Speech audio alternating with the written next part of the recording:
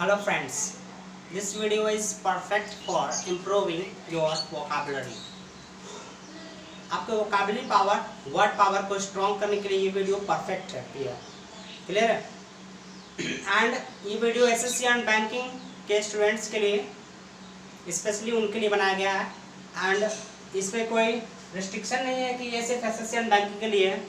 कोई भी आप किसी भी चीज़ की तैयारी करते हो, इवन एलएलबी और कैट, आप इस वीडियो से इम्प्रूवमेंट खुद में ला सकते हो. क्लियर है. तो let's start friends. In this video I will bring to you some important words for SSC and banking. Let's start. The first word is equine. EQUINA. Equine. Equine is an adjective. It means of or like a horse. Equine means of or like a horse. Equine एक adjective है, इसका मतलब होता है घोड़े से संबंधित. Clear है. नेक्स्ट वर्ड है हमारा हेनस. HANSEINOUS. हीनियस नहीं, इसे हेनस कहेंगे. ठीक ना. Heinous is an adjective. It means shockingly evil. Shockingly evil या विलानियस. विलेन से एडजेक्टिव फॉर्मेशन बना है विलानियस. मतलब कुछ ऐसा काम जो विलेन जैसा हो, वो विलानियस होगा. हीनस होगा. हीनस क्राइम सुना होगा आपने. नेक्स्ट वर्ड है हमारा recalcitrant. Recalcitrant. Recalcitrant is an adjective. ठीक ना. Recalcitrant is an adjective. It means difficult to control. Recalcitrant means difficult to control. मतलब किसी चीज़, कोई ऐसी चीज़ जिसे कंट्रोल करना बहुत ही मुश्किल हो जाए, इम्पॉसिबल लगे, ऐसी चीज़ों को recalcitrant कहते हैं. ठीक ना. Recalcitrant means difficult to control. Next word है ग्रैब. GRAB. ग्रैब. ग्रैब हमारा वर्ब है. क्लियर है. Grab is a verb. It means grasp. Grasp word GRASP.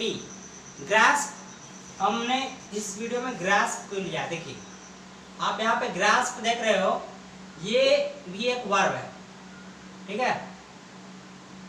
Grasp is a verb. It is very close to the word grab. Grab का एक meaning, grasp का एक meaning झपटना होता है. ठीक ना. grab का सिनोनिम्स होगा. grab का सिनोनिम्स अभी अभी आपने देखा grasp. एग्जामिनेशन में आ सकते हैं, आप इसे ध्यान से सुने. grab का सिनोनिम्स है grasp. grab क्या है? वर्ब है. और grasp भी वर्ब है. तो grab means, grab is a verb. It means grasp or seize suddenly and roughly. Seize suddenly and roughly होता है grab. मतलब suddenly अचानक किसी से कोई चीज छीन लेना, झपट लेना, grab होता है. नेक्स्ट वर्ड है boisterous.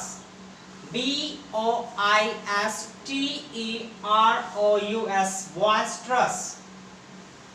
boisterous क्या है? आज सफिक्स लगाया.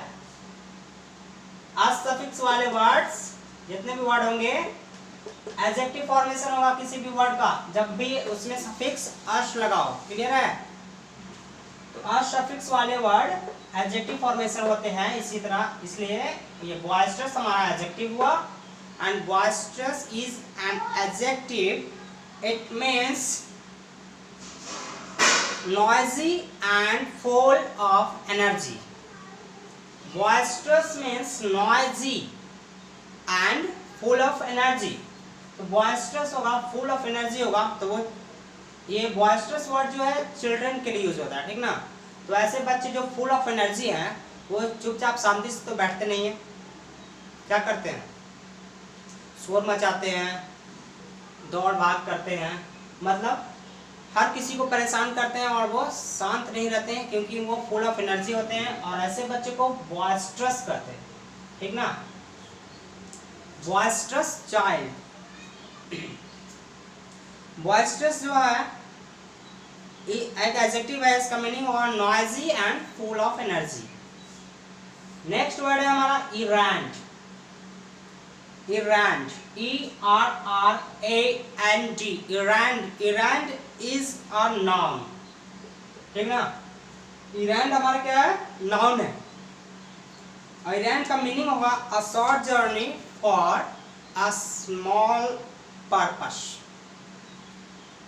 इरेंट meaning a short journey for errand meaning a short journey for a small purpose, ठीक ना, किसी भी छोटे मोटे उद्देश्य पर्पस के लिए छोटा मोटा सफर करना, ठीक है, छोटे मोटे काम के लिए छोटा मोटा सफर करना क्या होता है, इरेंट कहते हैं इस वर्ड को।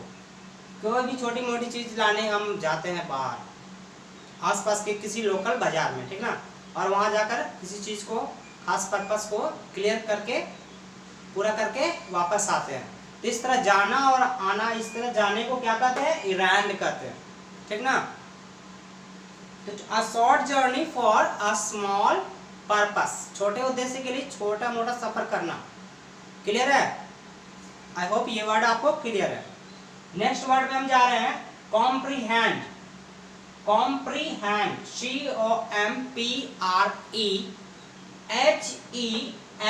COMPREHEND, comprehend. कॉम्प्रीहेंड क्या है?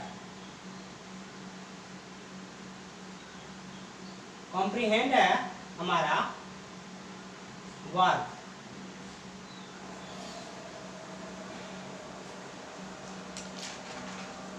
कॉम्प्रीहेंड, ग्रास्प और अंडरस्टैंड इसका सिनोनिम्स होगा।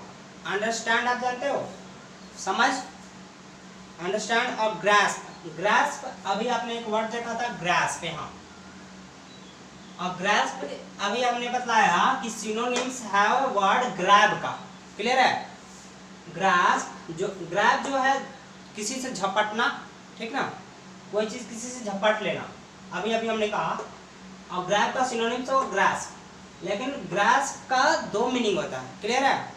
ग्रास्प का फर्स्ट मीनिंग होता है किसी से कोई चीज झपटना, जिसमें ये ग्रैब का सिनोनिम्स हुआ। बट ग्रास्प का एक और मीनिंग होता है, उसका मतलब होता है ग्रास्प मतलब टू अंडरस्टैंड समथिंग कंप्लीटली, ठीक ना। ग्रास्प का मतलब होगा टू अंडरस्टैंड समथिंग कंप्लीटली, ठीक है। तो किसी चीज को पूर्ण रूप से समझ लेने के लिए वर्ड हमारे पास है ग्रास्प और कॉम्प्रीहेंड। कॉम्प्रीहेंड भी किसी चीज को समझ लेना है, तो ये वर्ड आपस में क्लोज है। क्लोज है तो इसका सिनोनिम्स भी होगा। कॉम्प्रीहेंड का भी सिनोनिम्स ये वर्ड ग्रास्प होगा। सेकंड मीनिंग का ग्रास्प डिफिकल्ट नहीं है, बहुत ही इजी है, ठीक ना। धीरे धीरे आप प्रैक्टिस करोगे सब कुछ आसान लगने लगेगा। स्टार्टिंग अगर आपका वोकैबुलरी लर्निंग है तो हल्का डिफिकल्ट लगेगा, तो कंटिन्यू आप प्रैक्टिस करते रहिए, एफर्ट कीजिए। ग्रास्प हमने कहा कि फर्स्ट मीनिंग में ग्रैब का सिनोनिम्स है। ग्रास्प का सेकंड मीनिंग जो है टू अंडरस्टैंड समथिंग कंप्लीटली, ठीक ना। तो टू अंडरस्टैंड समथिंग कंप्लीटली जो इसका सेकंड मीनिंग है, इसके अनुसार ये कॉम्प्रीहेंड का सिनोनिम्स हुआ, ठीक है फ्रेंड। तो कॉम्प्रीहेंड का सिनोनिम्स है हमारा वर्ड ग्रास्प। नेक्स्ट वर्ड जो यहाँ लिखा हुआ है कॉम्प्रीहेंसिबल। कॉम्प्रीहेंसिबल, ठीक ना। तो कॉम्प्रीहेंसिबल कोई न्यू वर्ड नहीं मैंने दिया यहाँ पे।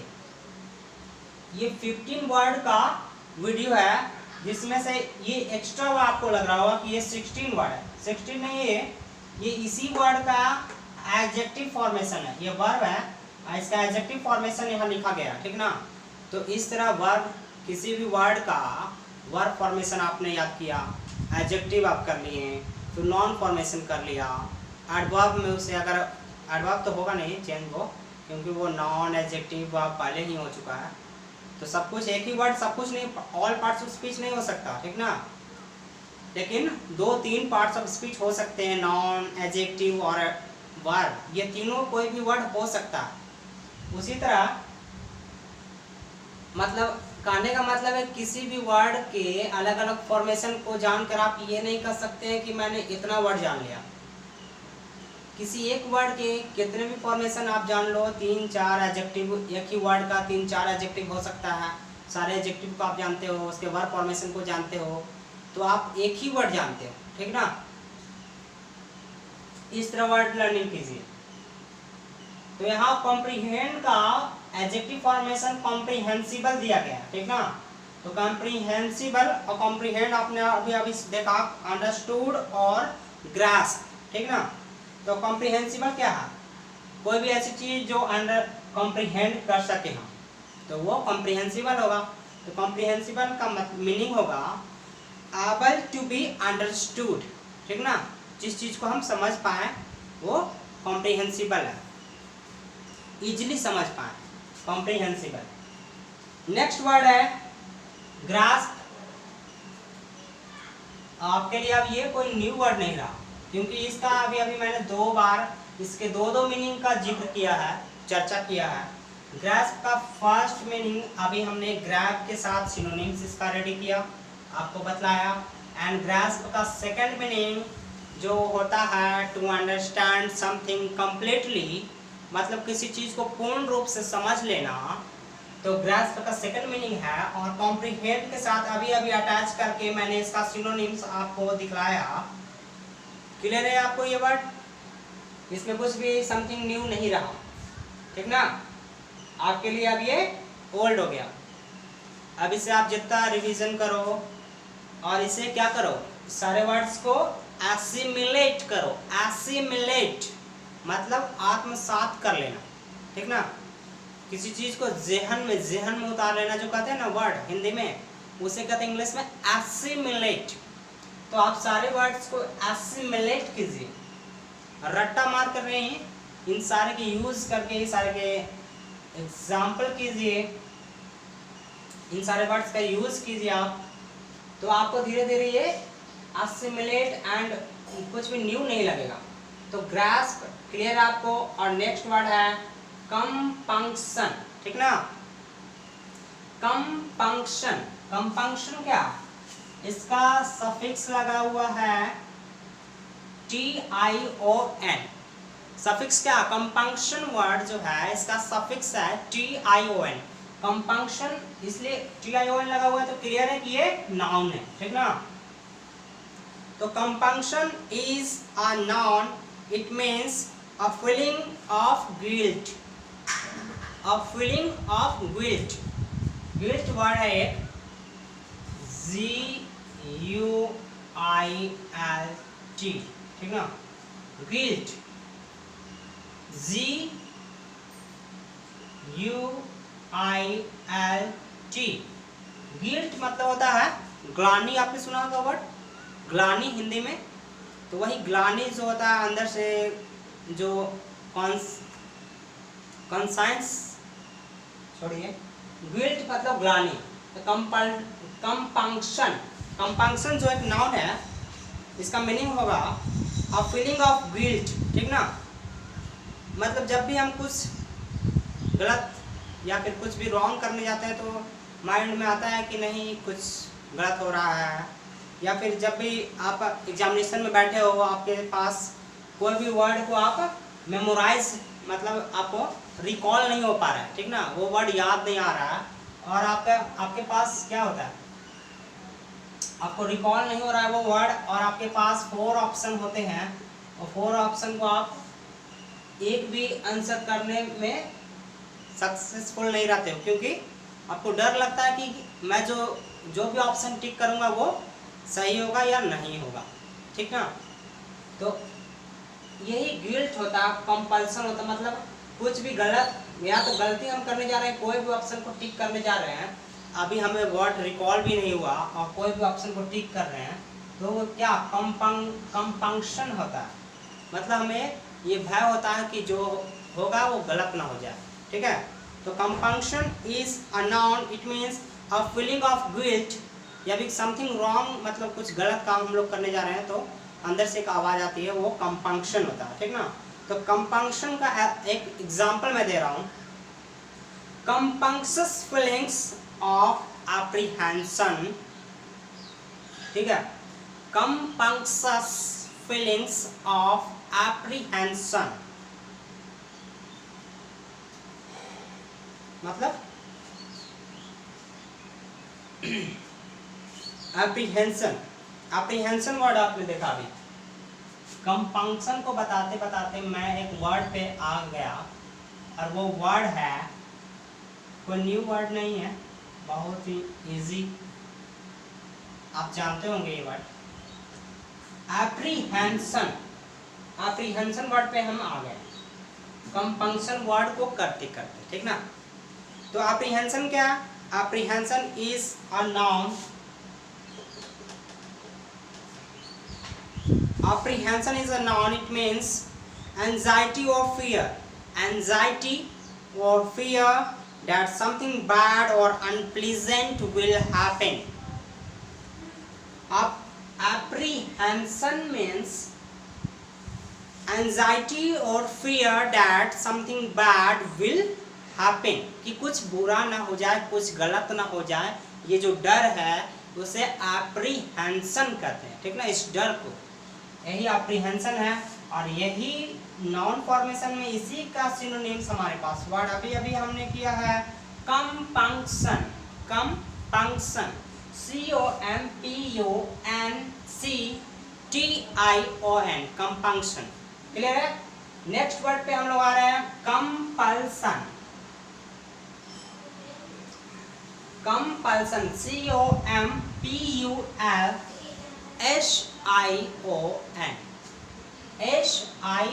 है, ठीक ना, ये नाउन है, कंपल्सन है, कंपल्सन टू डू समथिंग। इस टाइप का कभी आप अगर लर्निंग कर रहे हो तो आपने सुना होगा किसी बुक में compulsion to do something. Compulsion जो है क्या है, compulsion is a noun, it means the action or the state. Compulsion means the action or the state of being forcing, the action or the state of being forcing or being forced, sorry, being forcing नहीं होगा यहाँ पे, state of forcing और being forced, मतलब किसी को पर जोर डालना किसी काम करने के लिए, या किसी के दबाव में कोई काम करना, कंपल्सन होना, ठीक ना, कि ये काम करना मेरे लिए प्रेशर है, कंपल्सन है, ये मुझे करना ही पड़ेगा। तो करना ही पड़ेगा का सेंस जब आएगा कोई भी एक्शन को, तो वो एक्शन क्या होगा, हमारे लिए कंपल्सन होगा, ठीक ना। तो वही है, द एक्शन और द स्टेट ऑफ फोर्सिंग और बीइंग फोर्स्ड टू डू, कोई भी काम करने के लिए बीइंग फोर्स्ड होना या फोर्स करना, ये कंपल्सन है, क्लियर है। नेक्स्ट वर्ड है हमारा क्लैंडेस्टाइन, क्लैंडेस्टाइन, CLANDESTINE,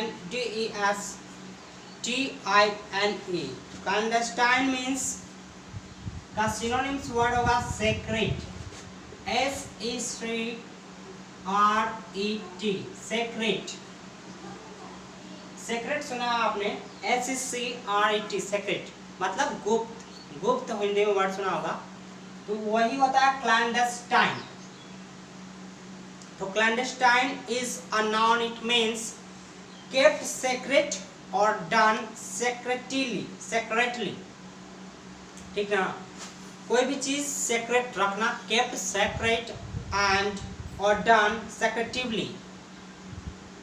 और सेक्रेट क्यों रखा जाएगा कोई चीज, जाहिर सी बात है, अगर कोई भी चीज सेक्रेट रखा जा रहा है तो वो कुछ गलत है, या फिर कुछ ऐसा है जो सबके जानने के लायक नहीं है, ठीक ना, पब्लिक होने के लायक नहीं है कोई चीज, तो वो सेक्रेट है, क्लैंडेस्टाइन है। या फिर कोई भी गलत है, गलत काम है, तो उसे लोग स्मगलर ये सब स्मगल करते हैं, तो वो सेक्रेटली करते हैं, ठीक है ना। तो क्लैंडेस्टाइन का मीनिंग होगा secret, it means kept secret और done secretively specially because illicit. अभी हमने कहा स्पेशली बिकॉज इलिसिट, तो हमने अभी कहा कि कोई चीज़ सेक्रेट या क्लैंडस्टाइन कब होगी, जब वो या तो गलत होगी या तो पब्लिक में लाने के लायक नहीं होगी, ठीक ना। मतलब सबके लाने के लायक नहीं है, इसका मतलब ये नहीं है कि वो गलत ही है, वो सही भी कोई भी गवर्नमेंट का ऑर्डर हो सकता है, हमारे देश हित में हो सकता है, या फिर कोई ऐसी चीज़ हो सकती है जो हमारे देश के खिलाफ हो सकती है, या फिर किसी के भी खिलाफ, या फिर स्मगल हो सकता है, कुछ भी क्लैंडस्टाइन। और जो भी चीज़ इलिसिट का जो अभी कहा हमने स्पेशली बिकॉज इलिसिट, तो इलिसिट का मीनिंग क्या होगा? इलिसिट अभी हाँ इलिसिट वर्ड मैंने यहीं पे लिया है, इलिसिट सॉरी इलिसिट में यहाँ पे हमने सी छोड़ दिया, सी मैं दे नहीं पाया यहाँ पे, इलिसिट है, ठीक ना। सी आप यहाँ पे लिख लोगे, ILLI, यहाँ नहीं लिखोगे आप, यहाँ लिखोगे ILLICIT,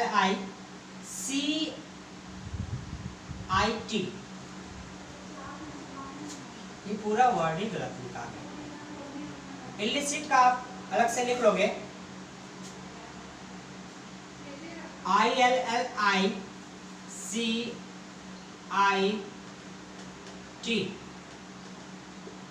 दिख पा रहा है आपको वर्ड इलिसिट। तो इलिसिट अभी हमने क्लैंडस्टाइन को क्या, क्लैंडस्टाइन को एक्सप्लेन करते हुए इलिसिट वर्ड पे हम लोग आए कि स्पेशली बिकॉज इलिसिट, कोई भी वो इलिसिट है इसलिए क्लैंडस्टाइन है। तो इलिसिट क्या है भाई? तो इलिसिट है adjective, illicit is an adjective, it means illicit is an adjective, it means forbidden by law or custom. Illicit means forbidden by law or custom, ठीक ना। मतलब या तो वो कानून से प्रतिबंधित हो कोई भी चीज़, या फिर हमारे रीति रिवाजों के अनुसार वो प्रतिबंधित हो, तो वो क्या होगा? illicit होगा, ठीक ना। एंड नेक्स्ट वर्ड है कन्फ्लैग्रेशन एंड आर्सन। कन्फ्लैग्रेशन CONFLAGRATION, कन्फ्लैग्रेशन।